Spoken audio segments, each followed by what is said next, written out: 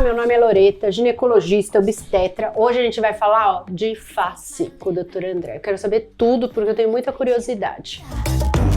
Can't stop. Can't stop.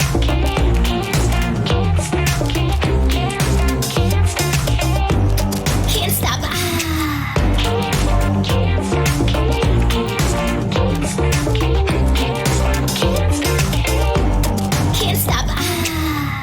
Loreta, eu sou cirurgião plástico há 20 anos. Adoro Não cirurgia. fala isso. Fala, sou um cirurgião plástico. Não tem Acabou. como, meu cabelo tá branco já, não tem Vai. jeito. Ah. Sou cirurgião plástico, adoro cirurgia estética, adoro essa questão da cirurgia da face e não a transformação. Eu acho que esse é um ponto importante. Mas a gente estava falando do meu rosto, né? Eu tive uma paralisia facial e uma paralisia facial bem importante no pós-parto da minha primeira filha e eu tenho uma simetria importante. Então, eu tenho que fazer botox e preenchimento. A minha pergunta é, até que ponto a gente faz esses preenchimentos, esses fios e quando é a indicação de fazer uma cirurgia plástica no rosto? Existe essa divisão de águas ou é uma questão do quanto eu quero gastar ou eu não quero injetar coisa, prefiro operar? Até os anos 80, a gente só tinha uma forma de tratar o rosto, fazendo cirurgia. E o conceito de fazer cirurgia era esticar a pele. Isso. Se você pegar um papel, amassar o papel, tentar desamassar, você consegue? Eu quando era novinha eu passava um ferro no papel, lembra? Mesmo assim, dava certo? Não. Não dá certo. Por quê? Porque o conceito de tratar ruga é diferente. E aí veio essa coisa fenomenal que hoje a gente tem aí, que é a cosmetria, os preenchedores, os fios, uma série de coisas. O laser.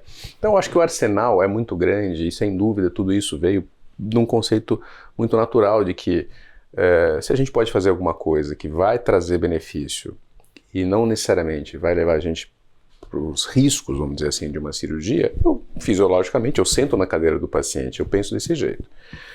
O único ponto, só para concluir, o único ponto, Loreta, que eu gosto sempre de frisar, não como cirurgião plástico, eu também indico, inclusive, os procedimentos não cirúrgicos ou minimamente invasivos, mas a gente tem que saber que tudo tem uma indicação.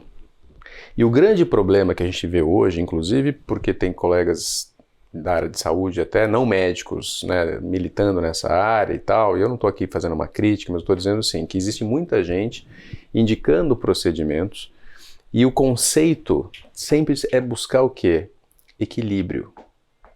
Sim. E essa questão de falta de equilíbrio com falta de indicação começa a criar os mesmos estigmas que existiam até alguns anos com relação à cirurgia da face. Todo mundo imaginava que fazer um lifting a pessoa ia ficar esticada desse jeito. Tipo, Elza Soares, já tá lá no céu, mas eu lembro A sempre dela. cirurgia mudou, né? Hoje a gente tem técnicas que são anatomicamente compatíveis com o processo do envelhecimento. A nossa percepção como médico do envelhecimento traz essa percepção também do que vai ser mais adequado, mais natural, mais bonito. E não é à toa que hoje, inclusive, a gente tem pacientes até mais jovens do que eu operava até uns 5 anos atrás, que a média eram mulheres que me procuravam com mais de 60 anos. Hoje eu tenho mulheres de 40 anos que elas não querem mais fazer procedimentos minimamente invasivos, e isso muitas vezes não porque elas foram bem tratadas, porque elas foram tratadas de uma forma equivocada. E eu até oriento, falo, não, acho que você precisa procurar uma pessoa como a Priscila, uma pessoa muito capacitada, enfim, um médico que tenha especialização em relação a isso. Mas as pessoas também têm essa percepção que a cirurgia hoje, ela é mais natural e ela dura muito. Que essa é a pergunta que o paciente sempre me fala. Dura? Quanto dura? E quanto dura? Eu posso te dizer, a minha experiência, no mínimo 12 anos. Então vou deixar para operar o rosto mais tarde, André. No mínimo 12 anos. Vou operar o peito primeiro. No mínimo 12 anos. E assim, eu vou te dizer, a cirurgia da face, ela teve uma evolução tão fenomenal que ela, inclusive hoje a gente tem pacientes jovens, muitos homens, e o cara não é gordinho, mas o cara tem uma série de estruturas, como por exemplo glândula, como músculo, que são estruturas profundas que hoje a gente sabe como abordar isso e esculpir o pescoço. isso muda completamente. E com um detalhe, com uma incisão só aqui embaixo. A gente não precisa mais fazer aquelas cirurgias com incisões muito grandes. É claro que cada caso tem uma indicação, eu sempre falo isso. Então a cirurgia também não é mais uma. Antes se diferenciava, o facelift e mini lift. Não, isso não existe. Isso, na verdade, são várias possibilidades dependendo dos problemas ou, na verdade, das alterações, que eu acho que essa é a melhor expressão, que o paciente apresenta. E sabe que hoje eu fui almoçar com a Lívia, né? Fui lá no endócrino, e ela falou que tinha uma cirurgia que só puxava o músculo aqui, ó, e fazia. O que é isso? Eu falei assim, vou perguntar hoje. Essa então. cirurgia chama Deep Plane.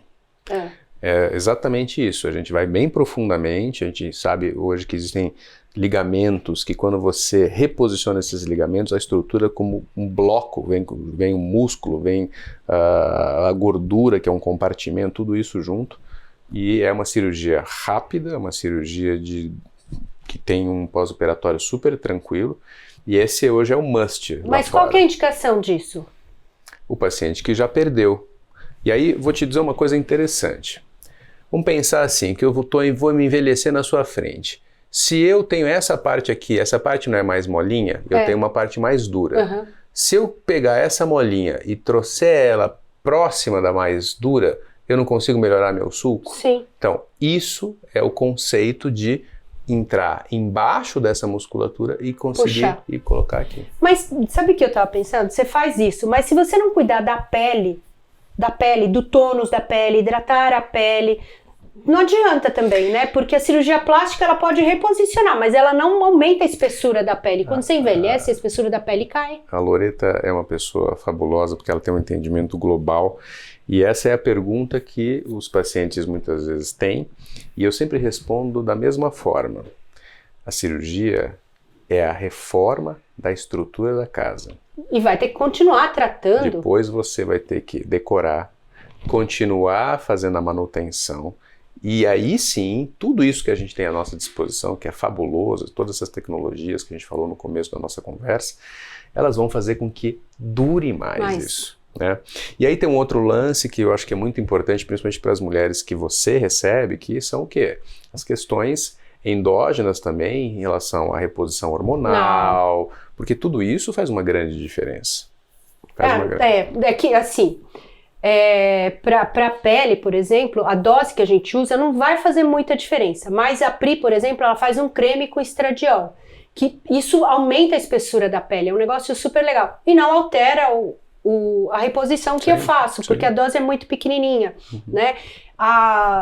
Acho que assim, o que acaba atrapalhando na gente, na minha visão, é que todo mundo quer ter o mesmo rosto. Aquele rosto angulado, sabe? Assim, eu tenho um rosto muito quadrado.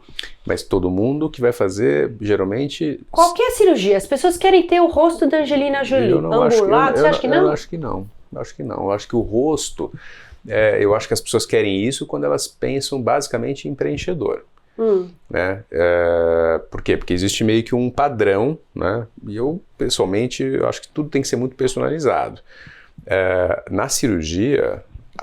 Na minha filosofia, e o paciente que eu atendo, ele diz assim, eu quero continuar invisível. Isso, que ninguém perceba, né? Eu quero que as pessoas me encontrem numa festa e digam assim, seu cabelo tá mais comprido, não tá? Tem algo que mudou em você. E não que você fez uma cirurgia. Aliás, o Pitangui, que é o patrono da cirurgia estética global, e é brasileiro, que isso é um motivo de orgulho pra gente, ele dizia o seguinte, a beleza, ela... inspira os sentidos. Quando você está num lugar belo, você tem uma sensação boa, que tem alguma coisa que você não consegue definir. Agora, aquilo que não é belo, ela define claramente um sentido que é a visão, e você aponta e diz assim, olha, isso aqui está me incomodando de alguma forma.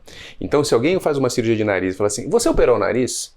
É porque provavelmente aquilo não está equilibrado do ponto de vista do belo. Isso é fundamental. E na face, seja no pescoço, seja nos olhos, que é outra cirurgia muito delicada, muito sensível em relação a isso. Semana passada eu operei uma paciente alemã. E eu trabalhei na Alemanha. E uma das coisas que eu lembro muito bem é o tal do puffy eyes, né? Que São aqueles olhos gordinhos, desde as crianças têm isso. Se você não identifica isso e simplesmente vai só no aspecto técnico, vou lá, tiro a pele, tiro todas as gorduras, enfim, que estão em excesso e tal, você vai mudar. Que é um exemplo, a Renée Zellweger, uma mulher Nossa, minha mãe belíssima. falou isso. E aí ela mudou. Por que ela mudou? Porque não foi entendido isso. Então a gente tem que ter essa sensibilidade. E o cirurgião, ele tem que ter não só a capacitação técnica, né? E no nosso curso a gente capacita cada vez mais os colegas na questão da anatomia, mas a gente fala muito sobre isso. Porque o equilíbrio e a personalização, as pessoas são diferentes e cada um tem que ser interpretado desse jeito. E quando você opera, por exemplo, os olhos, isso de tirar a pele, tem uma indicação precisa? Em que momento a gente indica uma blefaroplastia? Blefaroplastia é a cirurgia do olho. Tem várias indicações, mas de uma forma resumida, para a mulher, é quando ela começa a passar a maquiagem e a maquiagem começa já, o rímel começa a borrar por cima, ela vê aquela pelezinha que marca quando ela passa, inclusive, às vezes o filtro solar. Olha o meu olho, enfim, o seu logo vai chegar. Ai, você tá querendo me roubar, agora já vai fazer o peito e o olho. E tem uma coisa interessante, a compensação, sabe como que é? Com a testa. Porque quando a pele começa a ficar mais pesada, o campo visual, aí sim, diminui. Aí diminui, né? sim. O que a pessoa começa a fazer? Ela começa a roubar com a testa, porque ela faz isso. Aí ela faz o quê? Vai na Priscila e faz um botox. Como a Priscila é ótima, ela vai falar assim, não tá no momento. Mas se pegar um médico, né, que não tem muita experiência, bloqueia tudo, fica assim, ó. Fica parecendo um Sharpie. Exatamente. Ai, que interessante. Então, ano que vem a gente faz tudo. Pode deixar, vou marcar. Se você gostou, deixa seu like. Se tem dúvida, escreve que a gente responde. André, seu Instagram. Meu Instagram é drandré.cervantes. Pode seguir, porque é um cara sério. Make me mad.